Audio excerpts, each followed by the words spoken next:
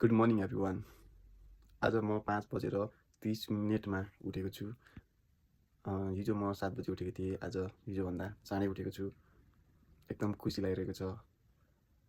बिस्तारै यो क्रम जारी नै हुनेछ। अझै चाँडो उठ्ने प्रयास गर्नेछु भोलि। यदि चाँडो उठ्न सकेन भने चाहिँ 5:30 बजी त जसै उठ्छु म है। अनि वाकमा चाहिँ म 6 बजीतिर नै जान्छु, किनकि अहिले बाहिरतिर अँध्यारो नै छ। अँध्यारो भएको कारणले अलि एक्लै जान डर पनि लागिरहेको छ। त्यो भएर चाहिँ म 6 बजीतिर नै जान्छु। म चाहिँ अब मेरो साथी चाहिँ पुन्टे नै हो।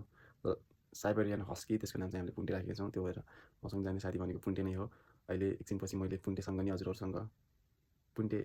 हजुरहरूको भेट गराउँछु है त।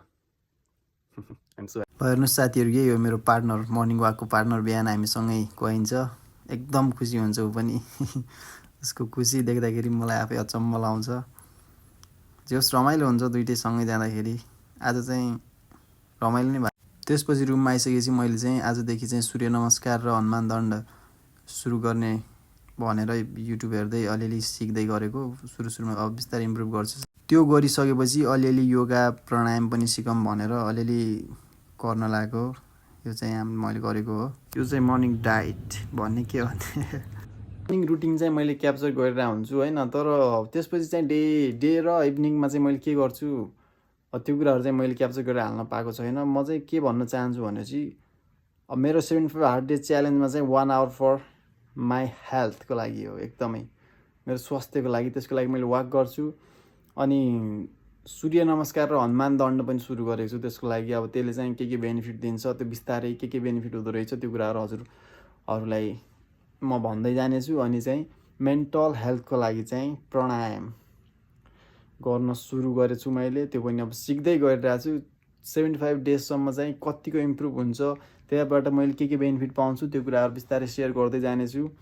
अनि चाहिँ मेरो मेन गोल भनेको आजको म भर्सेस भोलिको ममा चाहिँ केही न केही डिफ्रेन्स आओस् भन्ने हो। केही न केही इम्प्रुभ होस्, थोरै भए पनि इम्प्रुभ होस्। अनि मैले के गर्नेछु गर्दै अघि बढिरहेको छु। त्यो कुराहरू बिस्तारै हजुरहरूमा अपडेट गराउने नै छु।